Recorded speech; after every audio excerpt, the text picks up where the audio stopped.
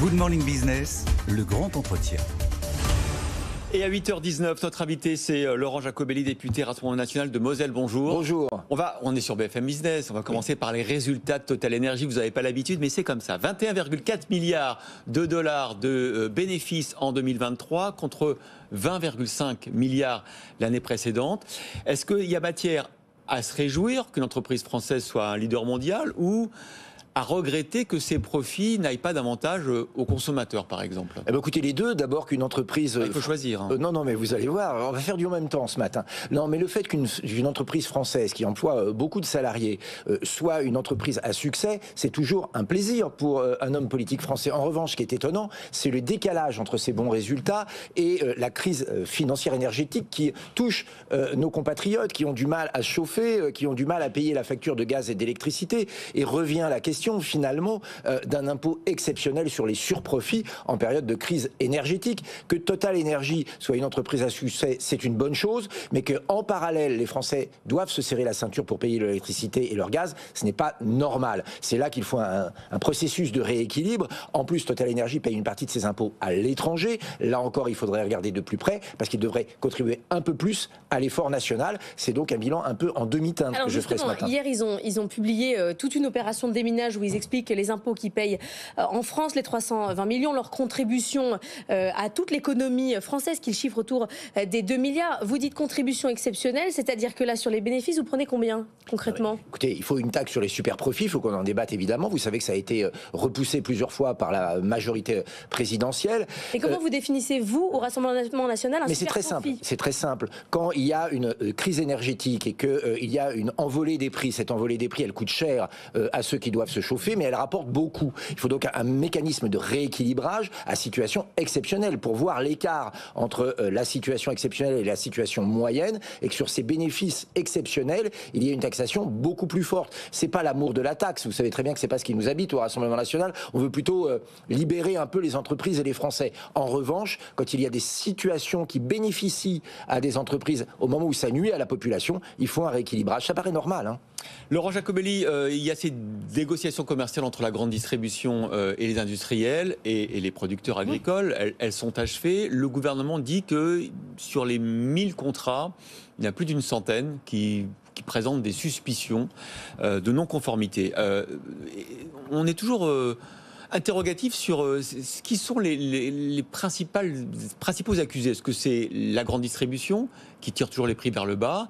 Est-ce que ce sont les industriels qui ont augmenté leurs marges? Ou est-ce que qui est responsable selon vous du malaise actuel? Écoutez, c'est très complexe, mais en tout cas il y a trois acteurs principalement: les producteurs, les transformateurs qui sont les industries agroalimentaires et les distributeurs. Sur ces trois, il y en a deux dont les marges et les profits augmentent, c'est les deux derniers. Et il y en a qui vivent avec trop peu pour vivre dignement. Ce sont leurs propres paroles, ce sont les agriculteurs. Donc évidemment, il faut un rééquilibrage. Dans l'histoire, il y en a qui sont exploités, clairement, et il y en a qui gagnent bien leur vie. Donc il faut un rééquilibrage. C'était l'idée de la loi Egalim. Les lois Egalim, d'ailleurs, il en a fallu plusieurs pour corriger le brouillon du départ, mais qui ne sont, on le voit aujourd'hui, pas appliquées. C'est-à-dire qu'on se met à faire maintenant des tests pour vérifier que la loi est appliquée. Mais il est un peu tard. Aujourd'hui, le mal est fait. Mais vous savez, ce serait un peu simple de résumer la crise agricole à cette espèce de déséquilibre des marchés. La crise agricole, elle est due aussi au libre-échange incontrôlé. Tant que vous aurez des produits qui viennent du bout du monde et qui ne respectent pas les mêmes règles que celles qu'on demande à nos agriculteurs d'appliquer, eh bien il y aura un problème sur la rémunération des agriculteurs et sur la concurrence déloyale qui fait qu'en 10 ans, on a fermé 100 000 exploitations. Alors la grande distribution, c'est pas un métier de marge, c'est plutôt des faibles marges avec des gros volumes. Donc j'imagine que c'est plutôt du côté des industriels. Donc je vous pose la question, c'est quoi une grosse marge? C'est combien? C'est quoi une marge trop forte? Puisque c'est là qu'il faut aller regarder, est-ce qu'il faut définir un niveau de marge suffisant dans lequel, que les industriels ont le droit de faire? Est-ce que je peux me permettre de reformuler votre question? Allez-y. Le problème, c'est pas est-ce qu'il y a une trop grosse marge. Moi, je serais heureux que tout le monde fasse de la marge, je vais vous dire au final. Le problème, c'est l'écart entre la marge, ou la perte d'ailleurs, de nos agriculteurs et la marge des entreprises agro-industrielles. On a vu, je ne vais pas la citer, mais l'exemple d'une coopérative laitière qui a été contrôlée fiscalement et dont il semblerait... Alors Lactalis, mais attendons les résultats. Moi, je ne suis pas contrôleur fiscal, mais dont on voit bien quand même que certains profitent bien du système, gagnent beaucoup d'argent, flirtent avec, on va dire, l'optimisation fiscale, voire la fraude fiscale, alors que le prix du lait, lui, ne permet toujours pas à nos producteurs de consommateurs qu'il faudrait qu'ils payent un peu plus cher. Ça rentre pas en ligne de compte. Ah bah écoutez, non, au moment où le pouvoir d'achat diminue, c'est pas aux consommateurs de payer les profits des distributeurs et des transformateurs. Quand il y a des abus, c'est pas aux consommateurs de payer le libre-échange. C'est les industriels. Le libre-échange. Et l'Union européenne, excusez-moi de le dire aussi. C'est-à-dire que, je le répète, au moment où on déplore la baisse des revenus des agriculteurs et qu'en même temps, la majorité présidentielle soutient des accords de libre-échange avec le Chili, il y a en même temps un peu paradoxal. Donc on a mis nos agriculteurs dans une position où ils ont face à eux des concurrents qui produisent moins bien et moins cher et des acteurs de la filière qui profitent de la situation. Je pense qu'il faut un rééquilibrage au profit de nos agriculteurs. C'est pas en disant on va pas limiter la marge à 5 ou 10%, ça n'a pas de sens. Ce qu'il faut, c'est que la marge et les gains de ces entreprises servent à nos agriculteurs. Alors justement, vous parlez de rééquilibrage, notamment en faveur des agriculteurs. C'est un peu ce qu'a fait la Commission européenne hier en amendant sa feuille de route pour la décarbonation 2040. Alors il y a toujours l'objectif de moins 90% d'émissions de CO2 d'ici 2040. On reste sur le même rythme d'ailleurs qu'entre 2020 et 2030, mais en levant les aspects les plus contraignants sur les agriculteurs notamment. Oui, alors les aspects les plus contraignants, c'est-à-dire en fait c'est simplement la mise en application des objectifs que vous avez cités, ont été retirés du rapport aujourd'hui de la Commission. Ouais. Vous avez bien compris pourquoi. Il y a des élections le 9 juin et partout en Europe et notamment en France, les candidats qui soutiennent une souveraineté et qui soutiennent nos agriculteurs sont en tête dans les sondages, comme Jordan Bardella en France. Donc la Commission a peur, donc ils enlèvent des rapports, ce qui pourrait effrayer nos agriculteurs. Mais les objectifs sont là. C'est continuer à faire croire que ce sont les agriculteurs qui polluent, continuer à faire croire qu'avec la décroissance agricole, on va s'en sortir. Bref, mais on va continuer à taper sur nos agriculteurs depuis Bruxelles. Au-delà de l'agriculture, est-ce que cet objectif est le bon objectif ou est-ce qu'on en fait trop en matière de lutte contre le réchauffement climatique et les émissions de CO2 ? Je pense que l'objectif est largement partagé. Il faut sauver notre planète. Une fois qu'on a dit ça, c'est comment ?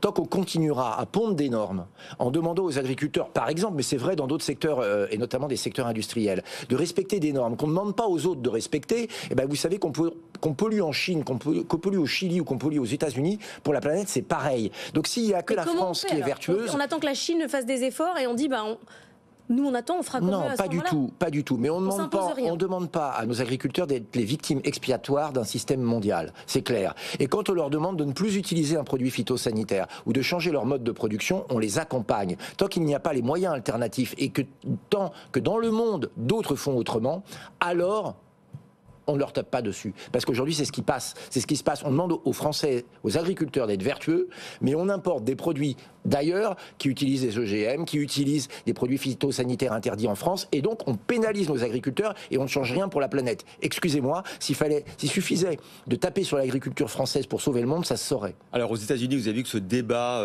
du poids des hydrocarbures dans l'économie fait rage pendant cette campagne électorale, avec un Donald Trump qui dit il faut puiser davantage, forer des champs de pétrole. La demande de pétrole n'a jamais été aussi élevée dans le monde et l'OPEP prévoit que d'ici 2040, ça serait plus 15% de consommation de pétrole. Est-ce que c'est pas grave ? Juste après vous, il y aura un débat justement. Est-ce que les hydrocarbures, est-ce qu'il faut dire assez ou est-ce qu'il faut dire encore ? Mais non, il faut dire assez, vous avez raison. Mais on remplace comment ? C'est ça la question. C'est-à-dire qu'on est, par exemple en France, dans un paradoxe total, où pour subir le même diktat des écologistes, on a dit il ne faut plus d'hydrocarbures, et ça on peut l'entendre, mais il ne faut plus non plus de nucléaire. Et donc on nous dit vous utilisez la voiture électrique, mais on ne produit plus d'électricité. Donc il y a un moment, l'écologie bébête, l'écologie niaise, l'écologie punitive, l'écologie bobo, l'écologie dingo, ça suffit. Mais il faut protéger. Mais travaillons, investissons dans la recherche, investissons dans l'hydrogène, il faut qu'on accélère là-dessus, investissons sur les nouvelles technologies, investissons dans le nucléaire. Oui, bien sûr, il faut des moyens alternatifs. Mais tant qu'il n'y a pas les moyens alternatifs, on fait quoi ? On ferme les usines, on arrête de produire. Contre le renouvelable. Toujours contre les éoliennes. Moi, je suis contre nous sommes contre ce qui est inutile. Voilà. Vous avez vu la production de renouvelables en France, elle augmente, on arrive même à dépasser le charbon au niveau européen. Très bien. Inutile, je ne sais pas si c'est exactement. Excusez-moi, mais à quel prix ? Combien d'éoliennes pour une centrale nucléaire ? Vous connaissez l'impact sur la vie de la population, la vie animale, sur la faune, la flore des éoliennes ? Qu'est-ce qu'on en fait des éoliennes au bout de plusieurs décennies quand elles ne sont plus capables de produire ? Enfin, à un moment, il faut arrêter. Les solutions, elles existent. En France, on avait un modèle unique, envié dans le monde entier. Le modèle nucléaire. On avait une énergie pas chère, disponible en permanence et autosuffisante. Monsieur Hollande et Monsieur Macron l'ont détricoté avant de se rendre compte qu'ils avaient le tort. Non. Elle a dit qu'elle reconnaissait qu'il y avait des risques dans le nucléaire, mais que c'était à date la meilleure énergie. Donc je pense qu'on ne peut pas être plus clair. Et nous maintenons cette version. Donc, une fois encore, investir sur le nucléaire. Vous savez pourquoi on a arrêté? Parce que l'Allemagne trouvait qu'il y avait un avantage concurrentiel pour les entreprises françaises d'avoir une énergie peu chère qui n'était pas soutenable. Et l'Allemagne a fait le forcing auprès de l'Union européenne pour que nous arrêtions le nucléaire. Il faut arrêter. Défendons notre souveraineté. Merci Laurent Jacobelli, merci à vous. Député international de Moselle.